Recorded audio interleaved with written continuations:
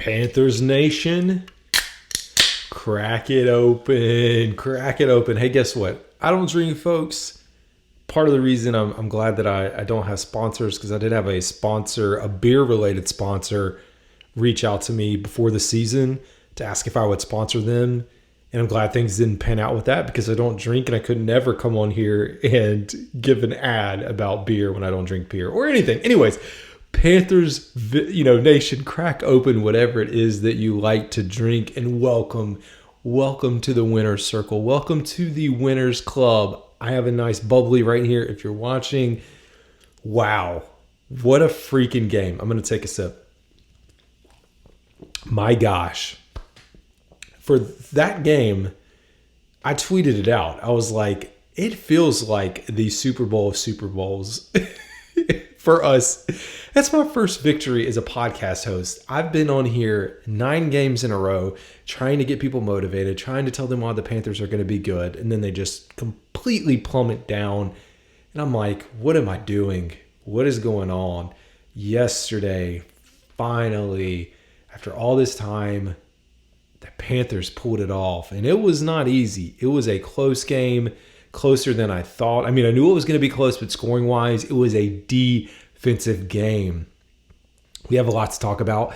I want to get through it fast because I tend to have longer episodes of like 25 to 30 minutes, and I'm trying to get better about condensing those down and getting into the meat and the nitty-gritty. Let's jump right in. Folks, Bryce Young, CJ Stroud coming into the game, that was the headline. The headlines also read that CJ Stroud was the better quarterback. Statistically, yes, he is and or was, but guess what? We got the dub. Check the box. We got the dub, Panthers Nation. And I know there's CJ fans in the Panthers universe right here that are probably really ticked off that happened, but Bryce outplayed him. And here's the other thing. Bryce outplayed him with very subpar receivers and skill players. If you watch the game, and if you watched it end to end, there are multiple occasions where CJ's guys did things for him to make him better. It wasn't CJ putting the ball in a good spot. It was guys making catches, toe taps on the sideline. We saw the craziest play where Dante Jackson tips the ball, or it might have been Dante. I'm pretty sure it was Dante, tips the ball. Their guy had stepped out of bounds, but because we tipped it and he came back in bounds, he caught it. So they had like all these things happening in their favor. CJ throws a pass, his guy catches it and gets the first down. Just time after time, delivering his players, making plays for him, while we have our guys over there trying to struggle to catch the ball. If you're watching the video, you just saw my motion. When Bryce gets weapons around him that are somewhat competent to that level, he's going to take off. We're going to get into the box score, but my gosh, do we have our new running back here in the Carolinas? And the rushing attack wasn't great, but at the end of the game, when we needed that first down, because that was it. You get the first down, you control the ball, you can run the clock down, and then kick the field goal, and that's exactly what Chuba Hubbard did. We're going to look at the snap count of the players. Chuba's taken off. Tommy Tremble stock, he's taken off. We saw the touchdown. Tommy Tremble is taking over for Hayden Hurst. You have Steven Sullivan lurking in the background.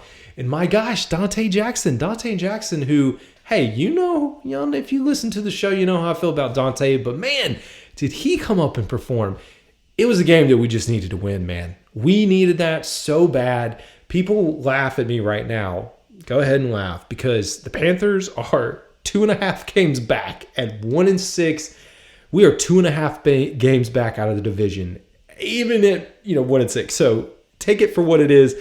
I'm going to keep buying hope. No, we're not getting into the preview coming up. Here's the thing. See, if I do have Texans fans still listening, I'm not rubbing this in your face. Do not get me wrong. CJ Stroud is going to be and is a good quarterback, and y'all are going to be okay. Your entire team, your staff, your whole organization, y'all are in a very good state. It was just the Panthers' day. I mean, that's what it was. It was like the Panthers had the plays, they forced the turnovers, they did the things that they had to do, things that we haven't seen them do, and the defense just dominated. I mean, our defense is giving up 31 points a game, and we come in and put on a performance like that. You couldn't have asked for much. You couldn't have asked for much more from our team. Thomas Brown, the play caller. I was impressed from the very first drive, and people were nagging me saying, "Oh my gosh, what is it? What are you impressed about?" And I'm like, dude, we got the ball, I think on like the 10-yard line, we were backed up on penalties. We had a pretty bogus holding call that negated a really long run. And I'm like, dude, you don't understand how difficult it is for an offense being backed up inside of their own goal line and then having penalties and putting them almost on the goal line. There's not many plays you can call. And I was impressed, even though we didn't move the ball in that series, I was impressed with the play calling. And I was like, all right, we got this thing. We heard, from Frank Wright after the game that he did kind of consult or want to talk to Thomas Brown, but it was hands off. It was all Thomas Brown's game.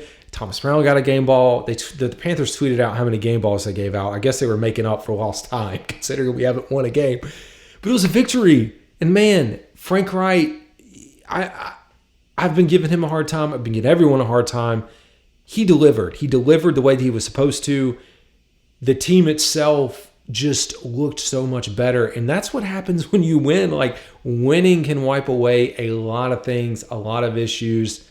And I guess as I'm kind of talking through, and we're going to get into the score, like I said, or box score and some of the breakdown, I got a bone to pick with the Houston Texans. And this came up in the post game. It came up today. Frank Wright was kind of like, Frank Wright would not accuse Houston. I will accuse Houston as a fan. What Houston did at the end of the game, and I don't cuss on this podcast, but my gosh, if I did, I'd be dropping some words. It was total BS. Yes, it's a loophole in the rules and the way things work, but it's total bull freaking crap, man. So for those who did not tune in, or if you don't know what happened, at the end of the game, Houston was out of timeouts. So they were out of timeouts, so they were trying to ice the kicker. The first time they did it, it didn't really seem like, it was just like, oh, they jumped off sides. And you're like, okay, he's just trying to time the kick up. But then it kept happening. And then they've run into Johnny Hecker. But not just running into Johnny Hecker, they hit him. If you listen to the locker room post-game with Eddie Pinheiro talking about the hit, he said Hecker got hit hard. Like, it wasn't just it was a cheap shot. Because Hecker wasn't expecting to get hit. And that's what drew the personal foul. Man, that's got to be addressed. I know it's a loophole, but for those who don't know, what they were trying to do is ice the kicker without being able to have a timeout, because you're getting into the kicker's head. And on the second attempt, Eddie makes the kick, but because he was unevaded to the quarterback, they had to draw it, blow it dead. So Eddie had to hit that kick 3 times in a row. He played it calm and cool, just as you would want from your kicker and your special teams crew. But that's got to be addressed. I think Frank Wright is on the competition committee. Bring that up. Get that out of the game. Nobody has time for that. This is the freaking NFL. This is not Pop Warner, man. You don't have your timeouts. So what? Like, that's on you and your coaching staff. You're going to lose the game. Time up the kick and let's move on. I don't have time for that kind of crap in the game. But man, victory Monday. I wanted to record this last night. I was exhausted. I passed out early because we had a long weekend. I did some yard work. So there you go. I'm also trying something new. If you're going to watch the pod, I'm trying to get sophisticated. I'm going to throw some of these stats on the screen or screenshots while I talk through it so you can see it live with me. Let's get into the box score. All about CJ Stroud. That was the talk. Bryce Young delivered. Bryce Young, 22 of 31, 235 yards, 7.6 average, the 1 touchdown. He was sacked 6 times. We know we got to work on the sacks. I'll save that for another day because, my gosh, we won and I don't care. Passer rating of 103.6. Comparing it to Young, 16 to 24, 140 yards, 5.8 average, sacked twice, 81.9 rating. CJ Stroud did not play bad. CJ Stroud did not play bad at all. But our defense, our depleted defense that people want to bang on, that's giving up 31 points per game, kept him in check. And that's all you could ask for. Rushing attack, we were not great. And I already said this.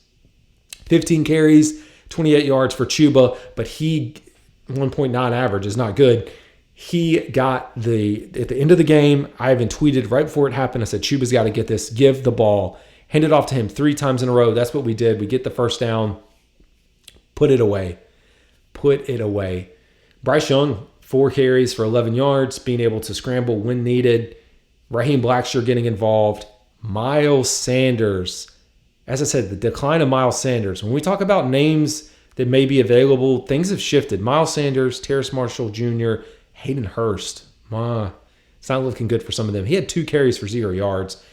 He also, if you go back, and it was on the final drive, when I watched it live, I was like, something's not right with this play. It was the 4th and 2 to Adam, where Adam makes the play. I mean, it was contested. But half the reason it was contested as much as it was is because Miles Sanders ran the wrong route and was right there. And if you watched it live, you're like, wait, why is Miles like there? And he puts his hands back. Adam makes the catch, luckily, but we did find out that he ran the wrong route after the game. They did get us. Houston ran the ball well, 110 total yards, but it was dispersed evenly with Pierce. He was their leading rusher with only 46 yards. I'll take that because we held Singletary to 30 yards. Tank Dell got a few carries. CJ Stroud showing a little bit his mobility. But 110, 30 attempts for 110, I'll take it. The other thing, we were pretty balanced. I haven't updated our stats, but coming into the game, we were like 63% pass to 30-some% run. We ended up running the ball 24 times, passing 31, so much more balanced, like I said. Receiving, who led? Adam Thielen, 8 catches, 72 yards. Longest reception was 31 yards. Jonathan Mingo, the big 40-yard reception. Okay, Mingo, I see you. Keep it up, man. Four receptions, 62 yards.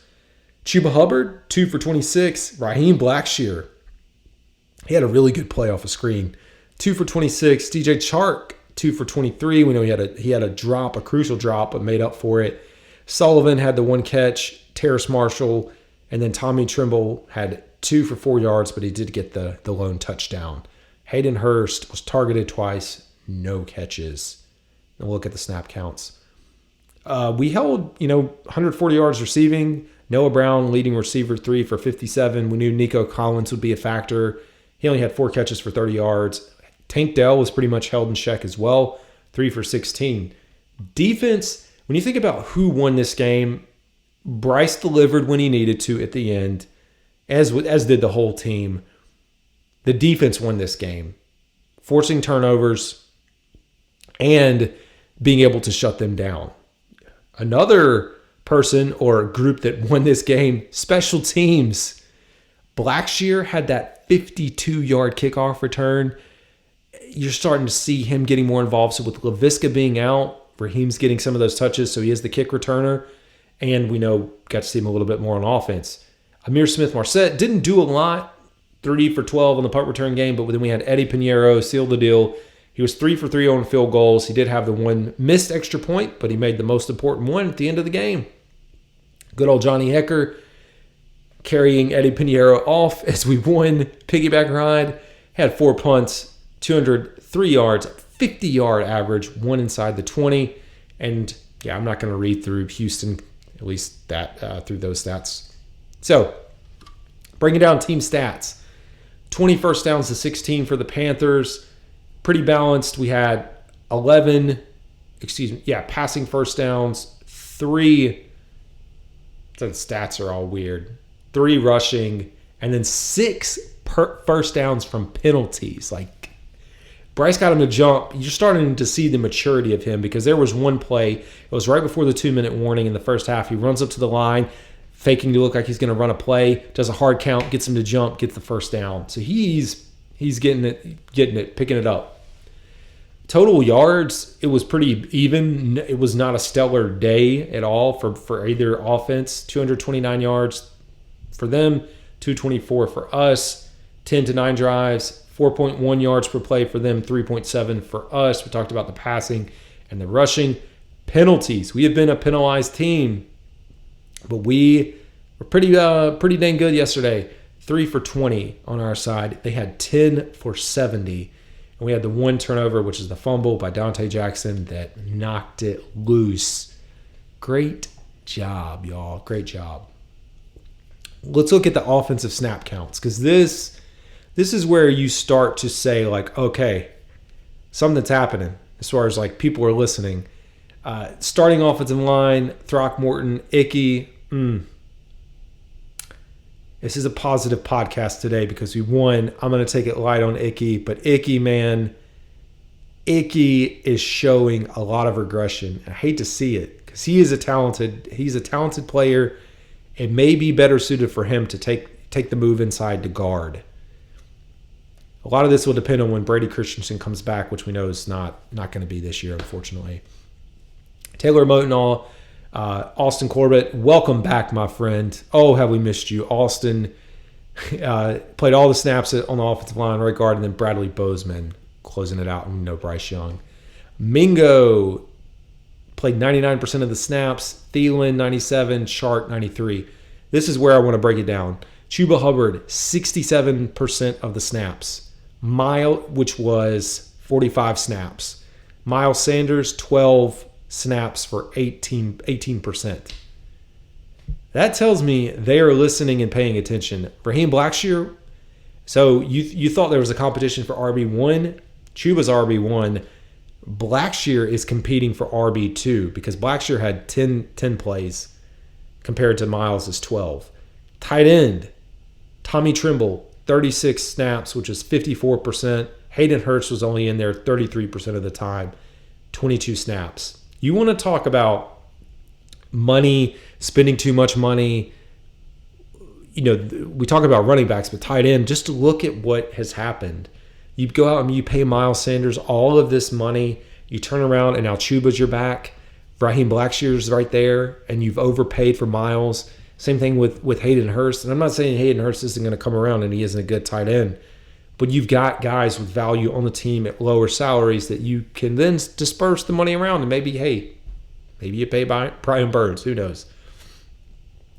Terrace Marshall Jr., who knows on the trading block, only played in 4 plays. So if he's not gone, if he does not move by the trade deadline, which is Halloween at 4 p.m., I would be surprised. Doesn't make a lot of sense to keep him around. I don't know if we waive him. Again, I should look up the salary, but I haven't looked it up to see how much it would cost to waive. But it's one of those where it's like it just doesn't make sense for him or us for him to be here when he's not going to get that many valuable reps. My friends, what a win, what a win, what a win. So I'm going to close this episode out. Look at that. I am ahead of schedule. I normally ramble all day long. I still ramble all day long. But I'm getting better, man. I'm getting better. So I tweeted out, said, hey, fans, drop your reactions or ask me a question. Per the usual. Hey, guess what? Boom. Pretending I'm magically throwing up the Twitter tweet. I've got 2 tweets that came through. Number 1, Roll Coverage Pod. You're going to get familiar with that name because another Panthers pod that I work closely with. And I just said, hey, drop your reactions. And he said, our defense deserves the credit for holding them to a winnable score. And I'm glad we got the win. Go Panthers. Me too, man. Go freaking Panthers. It felt like that kick was like, and I said it coming in, but it did feel like the Super Bowl kick. I wanted to jump up and get pretty dang amped up. My wife was, I think she was in the bedroom. I think Pearson was asleep. He was asleep, so it was like I had to be quiet. I was like, I don't want to yell too much. Man, I was freaking excited to get that win. Let's go, Panthers Nation. Alex Bryant. My man Alex runs the Kitty Lit podcast with Ricky. They have a great show as well. Another Panthers pod. I teamed up with him way back. And they just had DJ Chark on their podcast. So go follow them. Listen. Very, very good guys, man. I love the Panthers community. I'm always going to support, not tear down. Alex Bryant 1231 said he would love to hear my thoughts on Miles Sanders moving forward, and Tommy Trimble. And I kind of gave it away just based off of, I knew he tweeted this, and so I did a little prep work. But yeah, my opinion, how do we get rid of Miles? And I don't mean it in a bad way. I said this last night. I want success for everyone that puts on a Panthers uniform. Do not get me wrong. I want them to be successful. But at this point, there's got to be a team out there that thinks they can grab him and maybe go on a playoff run or rejuvenate whatever is going on, because it's just not happening here. I hate it for him. I do see Raheem continuing to get more reps. I don't know the bigger question is, what does this do for Scott Fitter? Because now he may be looking kind of rough there. And he said, yeah, we talked about Tommy Tremble. I do think Tommy Tremble will continue to see significant snaps on the field, just like I highlighted there. So closing it out, and I actually meant to do this. I wanted to also, I went over snap counts for the offense. I did not look at the defense. The main thing I wanted to call out, number one, Frankie Louvu, freaking stud. His mom was at the game. That was his first game his mom has been able to see. So he's Filipino. His mom has never been here. He just became a U.S. citizen this past year. Congrats to him.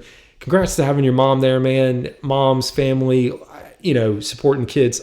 I love that. This is 99% of the reason I started this was kind of in memory of my mom and to keep her spirits up. She's a diehard Panthers fan. And so for me, I love a good mom story. Hey, shout out to the mom of our kids, my kids, which is my good old wife, Sarah, because she is amazing too. So we've got TJ Johnson, getting some snaps. He played in 50% of the snaps. Man, come on. Keep it coming, bro. Keep it coming. Rooting for success, all these guys. Glad to see him out there. Jamie Robinson. Talked about him a little bit. He got out there for 12 snaps, which is 21% of the plays. I love to see these guys. So as much as I've bashed our front office, we're slowly starting to see this stuff trickle in and seeing some, reaping the benefits. Anyways, Panthers Nation. This is Carolina Dad. I do have an exciting announcement as far as some gear. I'm working on a hoodie design or multiple hoodie designs. I'm going to buy one first before I start selling it. I'll open up a Shopify, I guess. Shirts. I don't have a hat yet. I'm going to get some hats. And as always, follow, subscribe, all that. Tweet at me during the week. The other thing I forgot, 2 or 3 weeks ago, I was back on ESPN Wilmington. I was supposed to be back today. I missed it because I had a call at work. So shout out to Randy Slack for ESPN Wilmington because he tried to pull me back. That would have been my third time on the show. I'm going to get connected with him and try to get on there again. He's a Bengals fan, but he's a local Wilmington guy that runs Modern Rock, ESPN Wilmington. Appreciate him trying to get me on the show as a Panthers fan. It's great. Does good for me. So anyways, that's all I got, Panthers Nation. Peace. Y'all have a good one.